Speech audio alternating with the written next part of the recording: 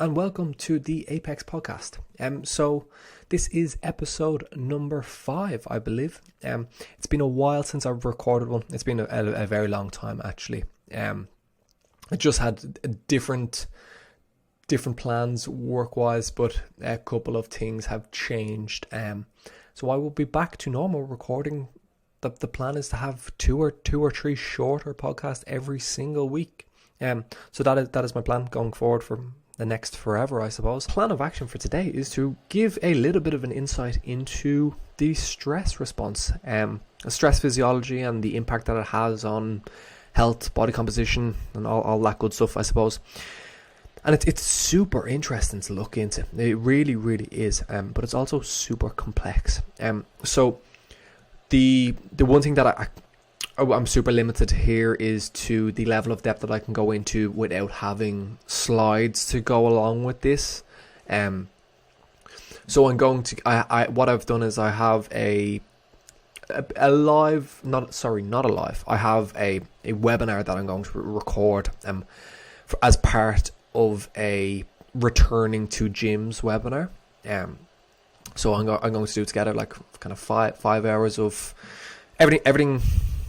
Sleep, stress, introduction to nutrition, and then like how we should approach training. So what I'm going to do there is I'm going to put it up on my website. Just have the free program there, and what I will do is once you purchase that program, I will just also give you a link where I will ask for just a small donation to go towards PA the house. I won't be like catching up on things, or I won't be able to see anything, but I will just have shot over the link. And if you find kind of value in it, I would really, really appreciate it if you just sent on that small donation. Okay, so stress is complicated because like what does it even mean? Like our interpretation of it is that it is inherently negative all the time, but we need this stuff. Like we need a stress response, and this stress response is actually beneficial in the vast majority of cases. Like the stress response is super beneficial because it is something that allows us to adapt from. So like the father of stress research, his name's like Hans Sale, I believe. I remember reading about him speaking about, reading about him talking about. That's the exact same thing. How stress isn't inherently bad, but it's just the individual that we apply it to and their ability to adapt from it. That is where this stress becomes a problem. Like we need this stuff. Like we need this stuff if we're trying to build muscle. Like we will adapt from pretty much all of the steps to a certain extent. The goal should be to adapt to a stress, and a stress is not inherently a bad thing until it becomes something that we cannot recover from. So that is a bit of a long-winded way of explaining what exactly is stress here. And what we're going to touch on today is like stress is going to have an impact on pretty much every physiological system that we see. And with that, it makes it like in just super complex and super interesting, and like myself, I've only scratched the surface on this stuff. Like I'm just a bloke who has access to the internet, for better or for worse, I suppose. And there's people that put their entire lives into understanding this, and they know themselves that they don't fully understand it, I suppose. So it's super, super interesting, but I do believe there is a lot that we can take and we can apply to make us make better gains, or live a better life, or live a healthier life, I suppose. So when we look at the implication that stress has on like health as a whole, health is complicated. And you see, if you're like somebody who just is just kind of a high stress person, it's not inherently a problem if you have everything else in check. So there's a couple of like there's a couple of things. Of course, we're going to want to work on it. We're going to want it to be better. but it like the implications that this has on health is amplified by the fact that like if you're not doing any form of resistance or aerobic training or a nice mixture of both, if your diet is not health promoting, if stress is leading to like circadian dysregulation, which we're going to see now in a second is the case, and that's where like these things become a problem for like health markers for already healthy people, is when we have the mixture of things. So like if you're somebody whose nutrition is like pretty damn perfect, somebody who has an aerobic base, who is conscious of the fact that they're looking for 7 to 8 hours of sleep a night on a consistent routine basis, but you get stressed out on work. It's like same. It's okay once we're doing all of these little things, but we can't be in a position where, let's say, just from a body composition perspective, that if we're somebody who is pushing up body weight, whose diet composition is not phenomenal, if you're pushing up body weight, your diet composition isn't phenomenal, your sleep is touch off, you're sleeping like 6 hours a night, which is pretty standard, and you have heaps of psychological stress on top of that. That's when we're looking at like, okay, right, this is probably going to be a problem at some stage in the future. That's a general statement, so it's wrong. This could potentially be a problem in the future if I am burning my health candle at every end, I suppose. Yeah. So if you're somebody who kind of suffers with stress and they're conscious that it's not like health promoting, I suppose, but you've everything else nailed, this is like not something that you need to worry about too much, but it would be helpful to improve it, I suppose. Okay, so we're going to start and just talk about the stress response and what it is, and we've like it's very common for kind of people to speak about like cortisol and the autonomic nervous system and the effects that it has on X, Y, and Z, and let's just kind of like talk through it, I suppose. As I said, I'm going to go into this in a bit more detail in a couple of this next Sunday I will have that program released. I will do a good bit of advertising on my social medias and stuff, so you won't miss out on it. But as I said, I've explained that already. I forgot how bad I was at speaking to myself. But anyway, okay, so we have two main kind of stress responses, and they're really correlated. So we can kind of explain them separately, but I'm going to be speaking about them as like the stress response as a whole going forward, but I'm just going to explain them there for a second. Okay, so we have the sympathetic adrenomedullary, which is our sympathetic side of our autonomic nervous system, but then we also have the HPA axis, which is your hypothalamic pituitary adrenal axis, and them two systems together are what are going to orchestrate our stress response. So what we're going to see is the likes of, from the HPA axis, we're going to see things like glucocorticoids, as opposed to from the sympathetic adrenomedullary axis, we're going to see things like epinephrine and norepinephrine, and they're going to act on different systems throughout the body to have different implications, I suppose.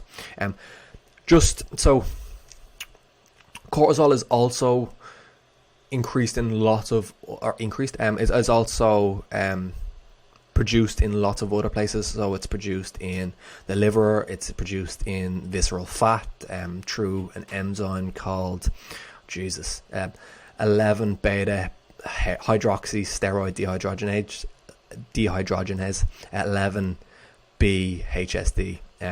So that is the conversion of that's the enzyme that converts inactive cortisol into active cortisol, and we're going to see that in it's going to be increasing people with high amounts of visceral fat.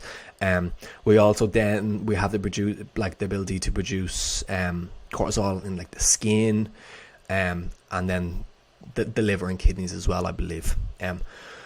Okay, so and that's like super interesting. I don't necessarily have anything to do with that information except the fact that it's cool. Okay, and so we need to look at like what exactly is driving this stress response.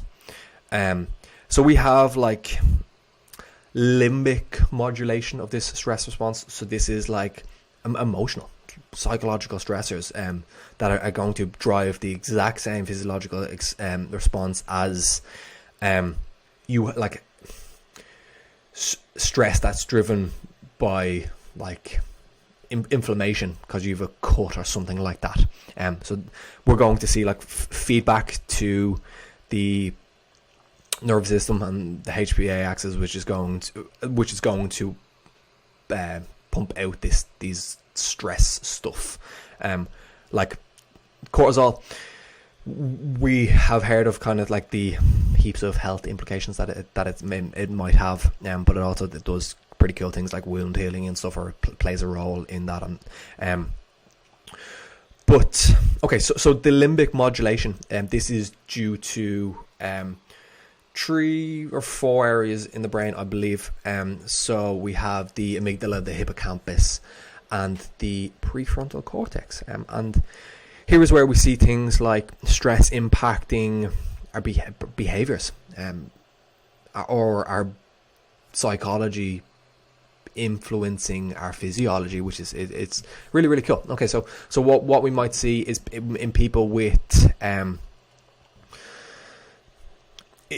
so your amygdala is like the fear center of your brain, let's say. So what we might see is you're getting input into the amygdala, which is then sending a signal to the PVN, so the paraventricular nucleus of the hypothalamus, and then from there that's sending a signal to the anterior pituitary and then down to the adrenals. So that's where like fear, psychological fear, is going to drive our stress response. Then we have things, the hippocampus, which is going to do the opposite and it's going to be a little bit more calming. And what we're going to see is in things like if we have like chronic maladaptive stress, we will see like hippocampal neuron atrophy. So we will see the brain, the neurons are just central nervous system cells. We will see them die off or shrink due to this maladaptive stress. And then our prefrontal cortex is responsible for our executive function. So this is our ability to do the hard things when the hard thing is right. So what kind of implications does stuff like that have? It's like that's where we see things like adherence going out the window, because we're no longer completely rational in the short term, for say. So let's say, for example, we have an heightened amygdala response, or amygdala shooting its signal to drive this stress response, and from there we are acting inherently irrational and our adherence goes out the window.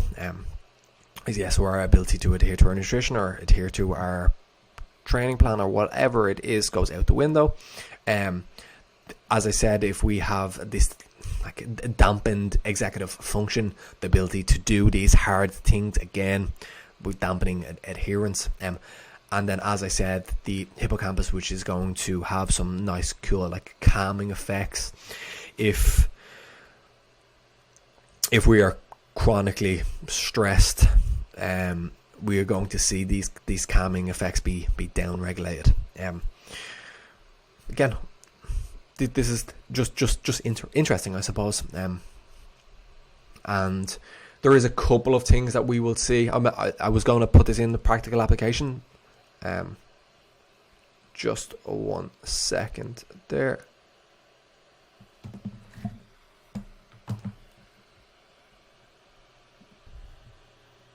Sorry, excuse me. Okay, so when we moving on from there, when the implications that this is going to have on the likes of like metabolic syndrome, or where we're going to see if we are chronically activating this sympathetic nervous system, what we're going to see is like increases in blood pressure. Either it's going to be like acutely or prolonged increases. Obviously prolonged having going to be a bigger problem, and then if we couple that with like cortisol leading to higher levels of visceral fat accumulation, which is known to be like a driver of like the metabolic syndrome, or being on the road to it, due to some cool things like TNF alpha and interleukin 6, and the influence that like these inflammatory markers are going to have on cardiovascular disease. Again, I do believe that like the word inflammation is just thrown around a lot, which can kind of put people in two camps, where it's just like, okay, right, this is all that matters, or this doesn't matter at all, which is not the case, because it definitely does matter, not to the extent that it is spoken about at all, but it is going to be a factor. Like inflammation as a whole may be a factor in like driving any of these metabolic syndromes. Okay, so as I said, if we're coupling this increase in visceral fat with the increase in blood pressure, and then we're also eating in a calorie surplus with like higher amounts of saturated fats, we tend to be being it tends to be a bit of a recipe for metabolic dysfunction, I suppose. Okay, so moving on from there, as that was not where I was supposed to start. We're also going to see things like this sympathetic dominance downright regulating the blood flow to the gut, and we're going to see like decrease in our ability to digest food. We'll see things like, okay, so one of the big things of the stress response is to make sure that we have like energy available in the blood. So we're going to see things like liver glycogen and fat stores being mobilized and into the blood. We may even see things like temporary peripheral insulin resistance. So we have glucose that's going to be able to go to like immune cells and the nervous system and stuff like that, which is again like super interesting. Okay, so what we're going to see is like the goal. I don't think I've said it enough, but the goal of this stress response is to get us out of stress. So hence why we have all this kind of fuel mobilization. So we have the energy capacity there to run away from a line. We will also see things like upregulation of breakdown of intramuscular glycogen, intramuscular triglycerides, which again are going to be used for driving skeletal muscle contraction and us running away from a line, I suppose. Appetite regulation. So I actually have a list beside me and I have just binned it. So with appetite regulation, so stress tends to a really good book recommendation would be the Hungry Brain.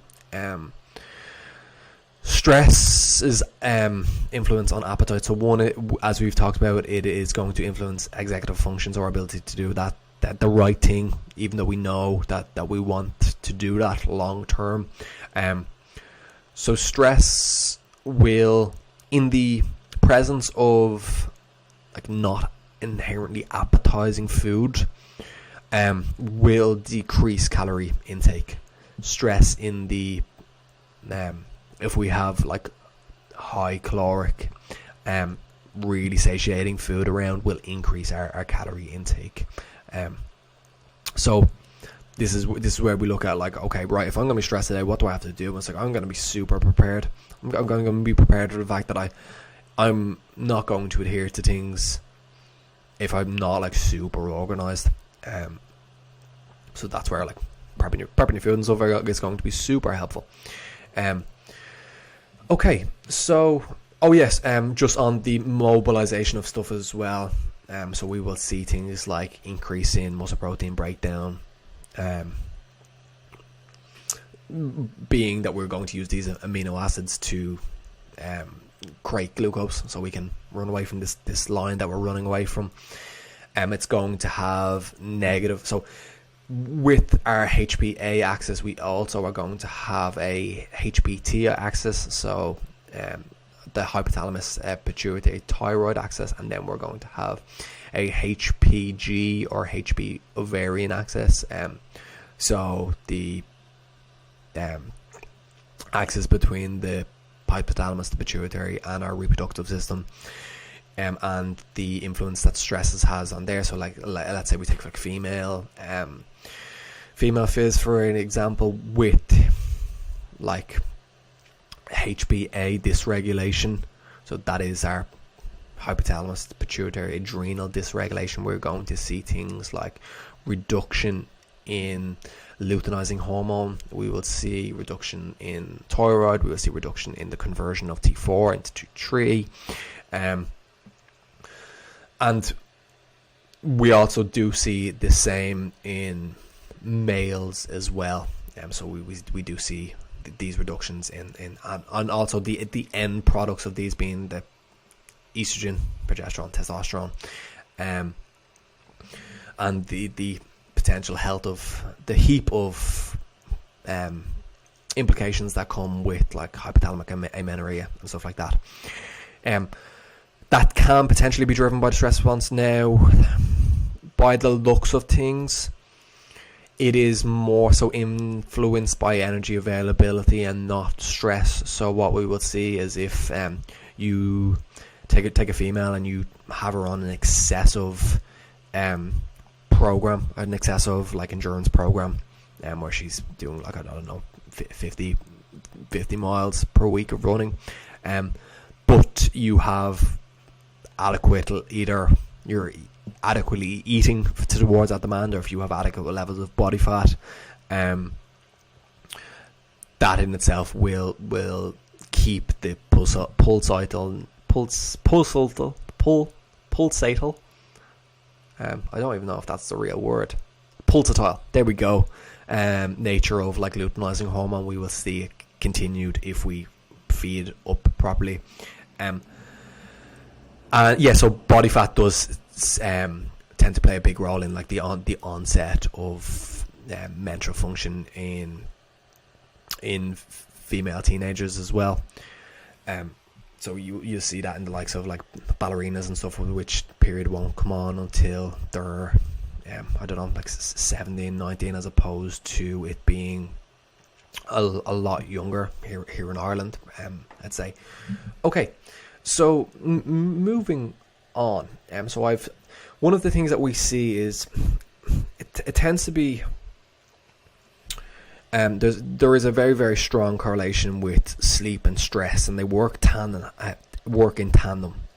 Where if you're chronically stressed, your sleep is crap, and if your sleep is crap, your ability to handle stress is diminished.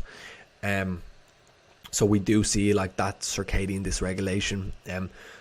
Cortisol does follow a circadian rhythm where it will increase in the morning, or increase at like, let's say 6 a.m. In order to wake you up, I suppose, and then it will have dropped by the time you're sleeping. And we there is a lot of like factors that we put onto this circadian system. So like blue light, caffeine, stuff like that, are also going to influence it. So your sleep is going to be massive in your ability to, again, that executive function. Your sleep is going to influence it there. So your eating behaviors and stuff like that are going to be diminished if you're in a sleep deprived state. So there is the correlation kind of between sleep and stress, I suppose. Let me just have a quick look over at what else I have to cover. Okay. Yes. So something that is like super interesting is the influence that exercise has on this. So, exercise, when we train, we see like an upregulation in these neurotrophic factors. The main one being brain-derived neurotrophic factor, which is released after, like, whilst we resistance strain. The goal of that is to promote like neurogenesis, which is the promotion of new neurons. And what we will see is, I went fishing for papers on this and I actually couldn't find them, but a mentor of mine, Jock Taylor, has spoken about this, so I'm going to trust him. He's absolutely awesome. But what we're going to see is, if we have, what happens is, as we increase these levels of brain-derived neurotropic factor, it's going to like bind on to the hippocampus and promote like neuronal hypertrophy. Or no, it wouldn't be called hypertrophy then. It would be just like neurogenesis, so the creation of new neurons. But what we will see is, like, if we have cortisol can cross the blood-brain barrier to certain aspects of the brain, and what we have is this little the receptor for BDNF, which is a little TRKB receptor, and cortisol can bind into that receptor, and then we don't get the beneficial effects. Then BDNF cannot bind, and we don't see the beneficial effects of BDNF and its role in like serotonin synthesis, and that's where we can maybe see increases in cortisol, decrease in serotonin, leading to depression potentially, which again, as I said, I actually couldn't find the research. I can reach out, if I will reach out after and to Jock and see if he's any stuff. He'll definitely send it on to me. So chances are, by the time I've posted this out, he will have sent some of that stuff on to me. So do reach out if you want. I'm going to post the show notes. I'll just throw them on the Instagram story, along with some book recommendations. Anyway, that's a side. God, I'm bad at doing these podcasts. I do apologize. Okay, so moving onwards, we can start to tie all of this in together, where if we have increase in psychological stress, or stress because we're battling chronic inflammation or something like that, we're going to then see our behaviors change. We're going to make worse food decisions. We're going to have the ability to increase visceral fat, which can then have the plethora of metabolic implications and that can have. Again, like I said, it's going to dysregulate our sleep, which not going to be helpful in battling against this potential metabolic dysregulation. We are going to see the reduction in our ability to, or reduction in blood going to the gut. Again, so our digestion, or our ability to have digestive issues is massively increased. So like there is a high prevalence of digestive issues that are just, they can't be named as to what exactly is going on here. And a lot of them tend to be like super susceptible to stress. So if we got any digestive issues, the first thing that we're looking at is like, okay, well, just stress management, and then I suppose eating environment on top of that as well. It's a different conversation for a different day. Okay, so lastly, we want to look at just kind of practical applications and take homes of like, stress kind of sucks. What can I do about it? And there is quite a lot that we can do. But sometimes getting there is quite damn difficult. Like we know what we should be doing. but it doesn't mean that we're going to do it. So how do we set up things in such a way that I'm actually going to do all the stuff that I know I should be doing? And that's a story for a different day. Where like if we already we have impaired executive function, what am I going to do about it? Like, and that's where like we're working with a coach who understands that they need to meet you where you're at, and like take you where you are at and currently apply the little things that you need, and these little things can turn into a bigger the bigger end goal in time. Because if you take all of these general recommendations that I'm going to give, you'll probably do them for 3 days and then they will disappear. And it's pretty much as simple as that. Okay, so our practical application being one of the best things that we can do is either just some form of training, resistance training or aerobic training or a fine mixture of both. It's a mixture of both. A mixture of both is going to be maybe not from. Sorry, it might be untrue from a stress response as to what is more important there. I'd say it actually is the aerobic training, but from a body composition, my bias, I suppose, the mixture of both is going to be the superior option. The next thing that we can. So exercise gives us the opportunity to burn off stress. Man, I've always kind of like this just sounds funny, but it actually, Robert Sapolsky talks about this in his book, where if you take if you take a rat and you give it if you shock it, but you give it the ability to gnaw on a piece of wood. If you give it to the ability to relieve stress, it won't get an ulcer. But if you, by doing that action of that activity, but if you don't give it anything to do, it will get an ulcer. The next kind of cool thing there is I actually have three rat situations. Again, what we can take from this, I don't know. Maybe something. But if you, and this is probably something that we do see as well. Probably that's where I'm making the correlation between the two is like this actually really does make sense. Like we know if we do something to burn off stress that we will feel better. That's where like resistance training, hobbies, like active like. Okay, what am I going to do as my hobby and my enjoyment to relieve my stress? Again, like your aerobic training is going to be phenomenal at doing this. If we put two rats in a cage and you zap a one, if the rats don't know each other, the rat that gets zapped will go on and bite the other rat, and as a means of like relieving its stress by using the rat around them, or like in our point of view, maybe if we're stressed out, we'll take it out on the other people, maybe. Or if you're in a situation where you have two rats and they know each other and you zap one, and then they will go over and kind of like play together as a means of stress reduction.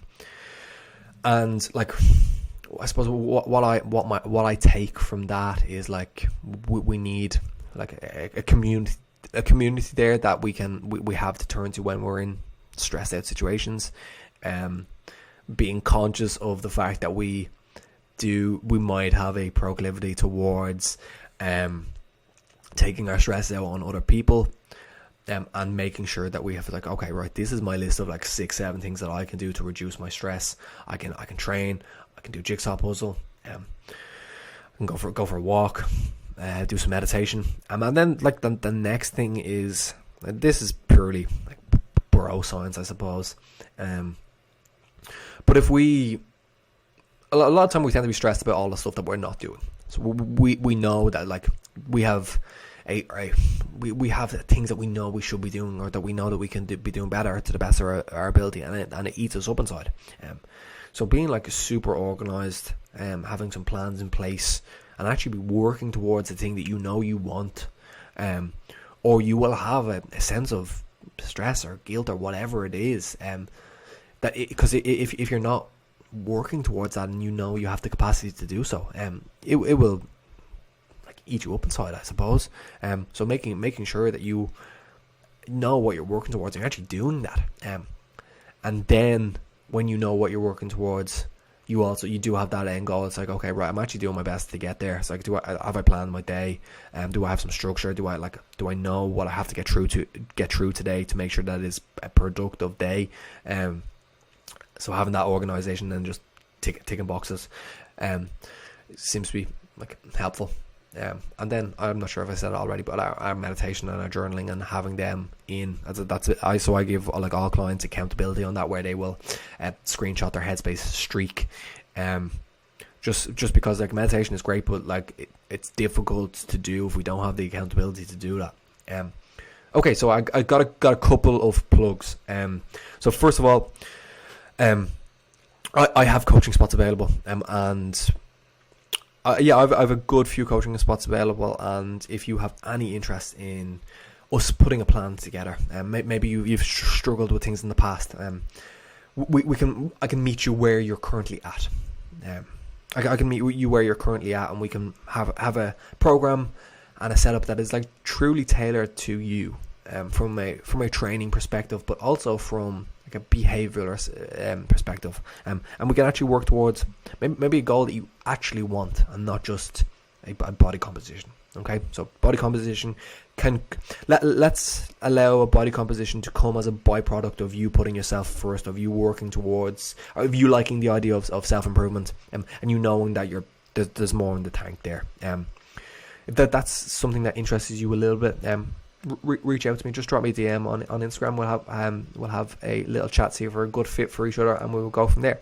The next plug I have is, so as I said at the start, I will have my charity webinar up and running from Sunday. So you will have it won't be like a training program, because I don't do training programs. That we need to make things like fit an individual, so that's where training programs, like general recommendations, are just wrong. But what we can do is take some like my thought process behind like what we need to do, and then what we'll do is we'll run through this stress stuff in more detail, where I will have like if I have notes, we can nerd out a little bit more. We'll look at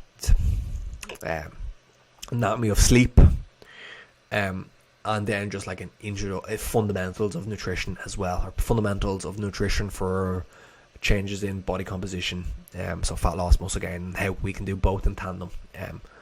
So yeah, that is everything I got to touch on. I hope you enjoyed. I would truly appreciate if you helped my little business become a little less little by just giving this a little reshare on your Instagram story or something like that, or tell a friend that you shoot it onto a friend. I would truly appreciate it. Okay, so that's everything from me, and I will be back with a new one soon. I'm going to get a bit of accountability of one of the lads, and I want to start getting like doing kind of short, like half an hour ones, like 3 times a week, as they're really, really fun, and I can get some. I have a phenomenal group of super educated friends at the moment that will be happy to give me an hour of their time. So I will reach out and get some really, really good guests on. So I look forward to that. Anyway, cheers guys, thank you.